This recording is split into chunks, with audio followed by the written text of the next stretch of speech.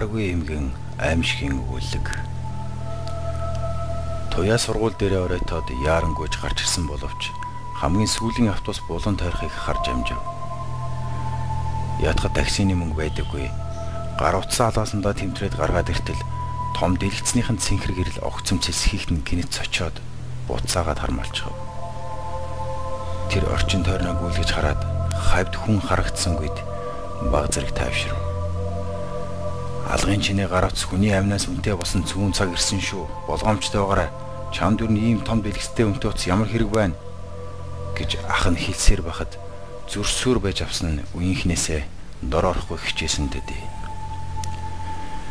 Тэр батагийн дугаар руу залгах гэснээ. За тэрнийг юм өнөд ороод хөдөлж хөхгүй бицтэй гэж бодоод утсаанд алт хийв. Ханинда гэр дөхдөг оюунаа өвчтэй байгаа учраас өнөөдөр тэр ганцаараас ажиллахаас аргагүй. Тэр арга тасарсан янзтай гараа нэг хийс аваад хэдий хүн зооны хөл тасарсан шөнийн гудамжаар уруудан алхлаа. Алаг цог хастаг гудамжны гэрэл түнд хань болж харанхуй хэсэгт нь бүдчин гэрэл гарахдаа баг зэрэг дотор уужран алхасаар байв. Манай засаг дарагч сайхан залдаг нөхөртөө. Сонгогдоод л өдөр шиг гэрэлтэй болох ч ингээд байсан. Одоо 3 жилийн нөр үзлээ. Арабуудад эрх зүйнд хэлсэн амдаа хүрэх байхдаа сонгуульд төхөр бүгд л ажилсаг санаачлалтай хүмүүс болчихдог хойно. Хүүгийн чинь байх юм да. Одоо миний саналаа өгсөн засаг дарга том хаусандаа эхнэрээ тэрврээд унтаж байхад би тэрний хоосон амлалтанд бүтчээд явж байх гэж гисэн шүү бодол үлчээж явтал гудамжны цахад нэг хүн үзэгдэх шиг болов. Аль түрүүнс хойш нэг ч хүн таарахгүй байсан. Ашгүй бараадад 2 гудамж гэсэн алхачих юмсан гэж бодоод алхаагаад хүргэсгэн түрүүчийн хүний зогсож байсан газар хүртэл хинч байсангүй. Ядаж байхад гудамжны гэрэл тэр дооронгоож харагдана. Би олж харахгүй байж магадгүй. Гэхдээ хүн дөхөөд ирж байхад Монгол хүн байна да чимээ өмөр юм гэж бодоод багада аав нь хээрвж байхдаа зааж өгсөн аргаар газар сун тэнгэрийн сэлхийг тааруулан хартал нэг хар зүйл сүрдэс хийгээд алга болчихов. Гэнэт туяагийн хань татсан байдал айцсаар солигдов. Хялсан юм шиг өдөр хашааны завсраар дайраад зуучих гээд байдаг нөгөө айхтар нохтын хуцах жалга. Уцаагархан ахыхаа уц руу залхтал нэг дуудаад зайн суучихав. Одоо яадаг вүлээ?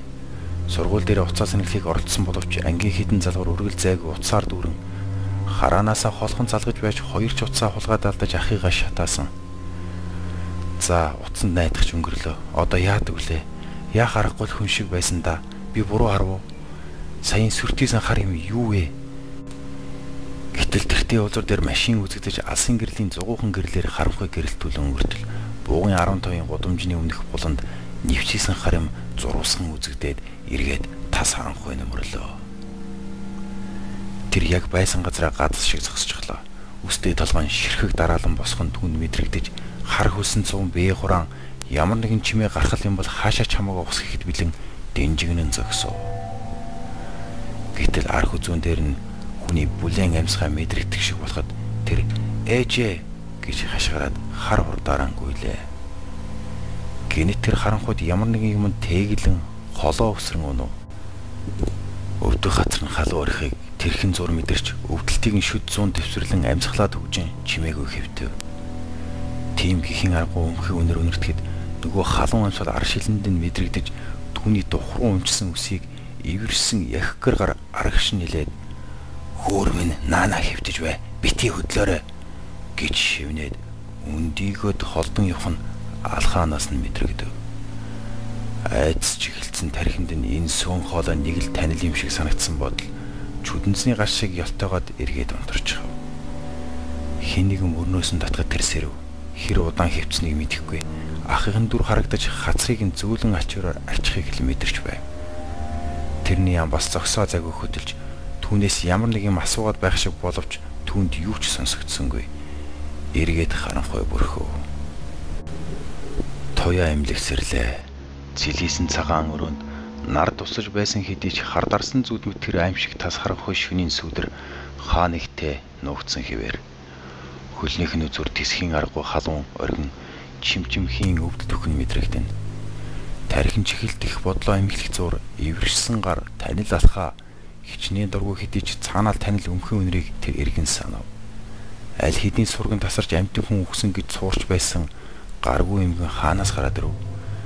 Яагаад ч байж болохгүй хэдий ч дотоод сэтгэлтэн түүнд тийм ээ тэр гаргүй эмгэн мөн байсан. Тэр чиний амийг аварсан гэж шивнээд байх шиг түн санагдав. Өрөөнд ахын цэцэг барьсаар орж ирэв. Нүд нь улааж цаанаал ядрангуй харагдан. Хөөх шиний ээлжин сунаж ажиллаад өглөө шууд иржилдээ. Дээр нь би санаа сэтгэлийг нь зовоогоод гэж өвчнөдөө юу, өөрийгөө зэмлсэндээ юу, яраглан өндөхийг оролдоход ах нь өрөн дээр нь дарж.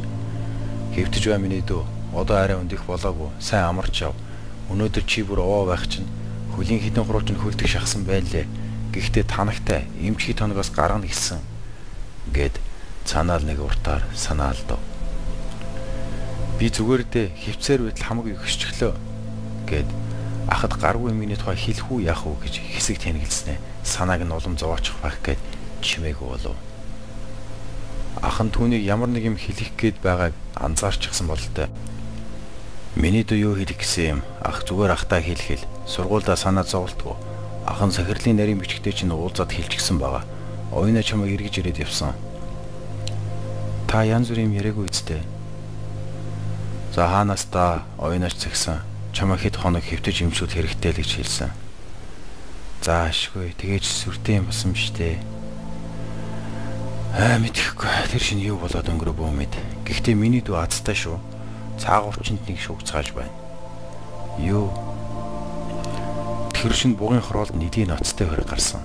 Балдангуун баг охины хийнэгэн хүчиндээ жалган хайсан байхыг нь олсон. Яана чимгээ тэгээ яасан бэ гэж түүнийг яран асуухад ах нь толгойс ихсрээд хөөрхий хөлдөж өгсөн байсан гэсэн. Бас 2-3 охин одоо уулс сурггүй байна.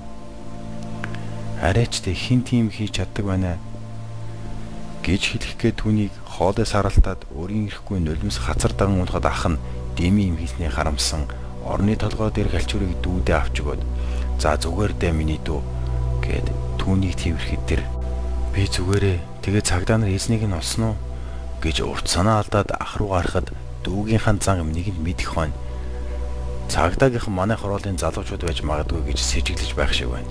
Явсан газрыг нь бүшгэд газар орноо сайн мэдээ 3 хүн байна гэсэн дүгнэлт гарсан юм байх. Инхэд чамайг хин тэр хашааны мохорт нуусан юм бэ? Ухаан алдаж унсан газраас чинь зориуд хөдөлгөж хашааны мохорт далталсан байртай орхисон байна гэж цагдаагийнхан хэлсэн.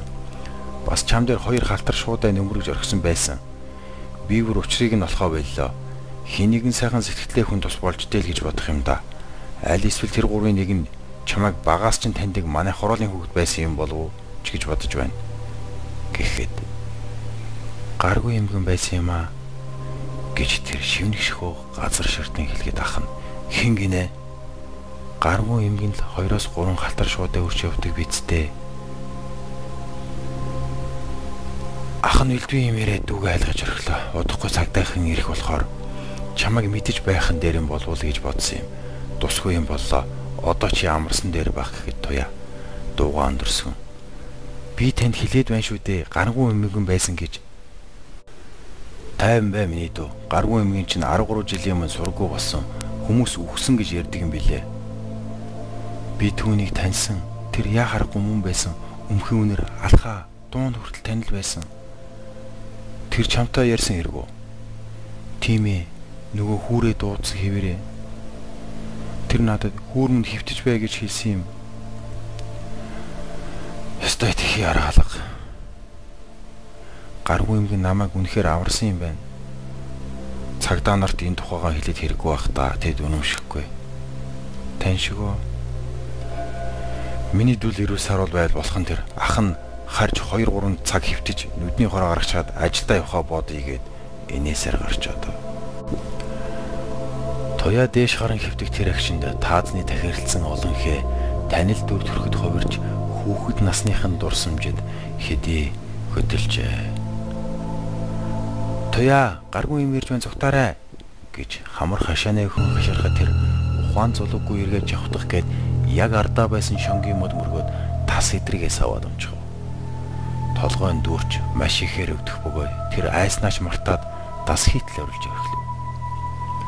Гинэт хажууд нөмхий самхаа ханхлуусаар гаргүй өнгөн хүрээд ирэхэд нь тэр амийг нь үдчихсэн юм шиг таг дуугүй болоод нүдэнд аягнаасаа унах нь гэлтэй таг гөлрөө суучихав.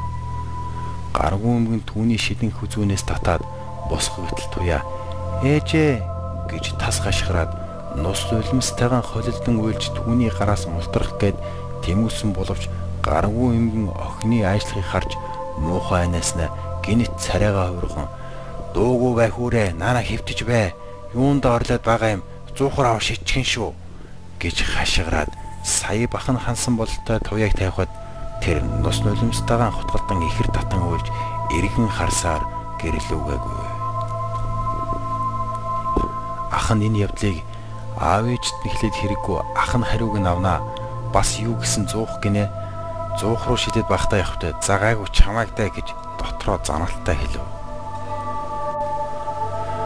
Маргааш нь ах нь байрны хэдэн найзтайгаа нийлэн ялааны дуусан хорны тагийг мулталж хөнгөн цагаан самны ёроолыг хадаасаар цоолоод найз Батагийн олж ирсэн шохоо шиг цагаан эмийг хагаад жижиглээд савны ёроолд хийн шүлсэн гайхад тэр цагаан шохоо буцалж муухай өмнөр хашаагаар нэг тархав.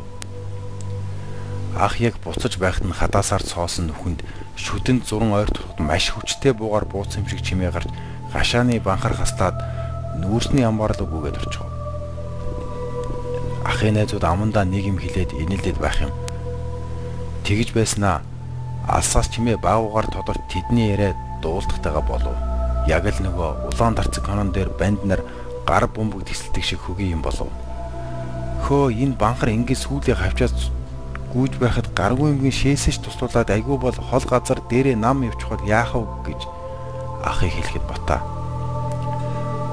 Өхөл өхөжл байна үз. Эртэд манайд орж ирчгээд гардаггүй ээж хідэн боорцоо өгч байж гаргасан. Тэгсэн чинь гарахтаа муу новч нь харин гэрлүү нулимдаг байгаа гэд тэд хийсэн зэвсгэд дахин дуршиж үзээд гэрлүүгээ явцгаав. Орой хоол идчихэд ах ээжээс ээжээ энэ гаргүй юмгийн яагаад гаргүй болсон юм бэ гэхэд ээж ах руу нэг том харснаа. За чи яасан хэрэг дуртай юм. Та нар бас сахилахгүй тихэд л байна уу? Тэр муу ядарсан хөвшин зүгээр байлгаарай. Одоо унт өглөө хичээлтэйгээ мартаа юу гэж зандархад ах дуртай дургүй явсаар орондоо оров. Туяа ахыгаа ээжэд битгий хэлээрэ гэсэн болохоор чимээгүй хүнжилтөө шургав. Аав ажлаасаа оройтж ирээд хоолоо халааж идээд унтахаар хэвтэв. Ээж бидний унтсан хэсгийг шалгачаад аавын үр рүү орж гэрэл унтрав. Миний хөгшин ядарваа гэж ээжийг чимээгүй хэлэхэд аав. Гайгүй дээ. Одоо ч ажилдаа дасчихж дээ. Цаад аавын цээжтэй юм хэлэхгүй бол болохгүй болж шүү. Өнөөдөр гэрийн гадаа юу ч юм бүү мэд нэг юм тислээд байх шиг байна лээ. Намайг асуухаар юу ч биш гэх юм. Тэгээд орой гаргүй юмны талаар асууж байна. Би ядарсан хөвшин зүгээр байлгаарай л гэж хэллээ. Маргааш та нэг хатуу хэлээрээ. Тэгээд гаргүй хөвшний талаар юу асуух юм? Бүү мэдээ яагаад гаргүй болсон юм гинөө? Нэрээ яагаад гаргүй болсон юм бол? За таа ч н одоо бас хүүхдээд сайн дутахгүй ажиллах нь да. Үгүй зүгээр би бас гайхаад байдаг юм. Дээр долгор чамц манайхаар орж цай уугаад гарсан. Тэгсэн чинь энэ гаргүй эмгэний чинь тухай их сони юм ярьсан. Цаад хөвшнийг чинь нэрийг дулмаа гэдэг гин. Залуудаа энэ нутаг усандаа гайхагдсан сайхан хүүхэн байсан гин. Тэгээд нутгийн залуучууд хойноос нь гүгээд хэнийг нь ч хайтуулдаггүй онгон хүүхэн байж. Харин тэр жил нутгийн залуус цэргээс халагдаж ирэхэд одоо энэ богдуулын амны цагдаа дансран өвгөн чинь цэл залуухан сайхан ир нутгийн бүсгүйчүүдийн харцыг булаасан жавхаатай ир цэргээс халагдаж ирээд одоо энэ хөвшөнтэйгөө нэжэр хурам хийсэн юм баг. Гэтэл хойтон жилэн дулмаа хөл хүндтэй болж эцэггүй хүүхэд гаргалаа гэж нутгаар нэг шуу гэж гиндэ. Зарим нэгэн дансрангийн хүүхд юм гин гэж үнэн худал мэдгэдэггүй цуу гаргаж тэр нь дансрангийн чихэнд хүрчихэж. Халагдсан жилээ халамцуу давхиж хичнээн айлын охид хүүхнийг хээр гэргүү дарж явсан санахгүй тэр дулмаагийн давхиж ирээд баахан магсан тавиад явсан өдөр нь хөөрхөн амтан галзуурах шахаж хүүгээ зуух руу авч шидээд өөрөө эмнэг дөгшмөр унаж ухаан зулгүй давхиж байгаад унаж бэртнээс болоод гаргүй болсон юм гэх юм билээ. Олны ууртай гэж долгоргооч худлаа хэлэх хүн биш те. Тийм юм болохыг бодоход дансрангай хүүхэд мөн л байжтэй хөөрхий. Хүн болгол ад шоу үздэг юм билээ. Амьдралыг нь сонсохоор үнэхээр хүнд хэцүүг туулсан хүн юм шиг санагдсан. Хорвоо нэг нүур буруулахаараа ийм юм хүргэж байж салах юм да. За хөгшин минь одоо ундаж үз. Цаад хууханууд ч унтсан байгаа гэж аавыг шивнэхэд туяа унтсан хүн болж нэг худлаа ярдаглаад чимээгүйхэн хөрхрөө. Маргааш ахын амбард нуусан нөгөө мундаг зэвсгийг нь сэрхээс нүн бүгдийг нь хамаад поошигтой өнсрөөж болоочих. Ах баахан хайж манаргаад тэгсхийгээд чимээ намжив.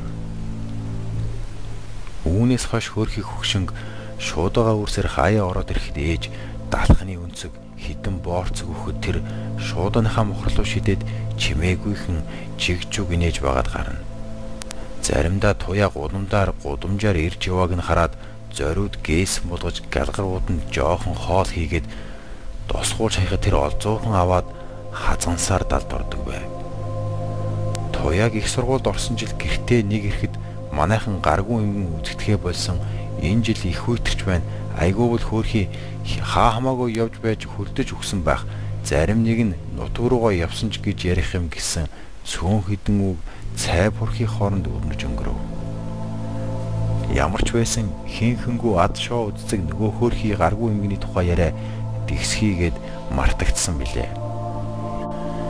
Элэгдэж ганцсан хүүхд дайлмын дээлнийхээ зүүн сугыг бүсэндээ хавчуулж гутынхаа зүүн зулыг идэвхтэл алхсан тэр галзуу хэмээгдэх гаргүй юмгэн туяагийн амьдралд хааyaхан сүмэлцэх оч төдий байсан хэдий ч амьдралынхын дүрлцэх галыг өвлийн дэсгэм хүйтнээс илүү хүн хэмээгдэх хүйтэн гараас хамгаалсан сэтгэлийн дүрлцэх гал байсныг хожим ухаарчээ.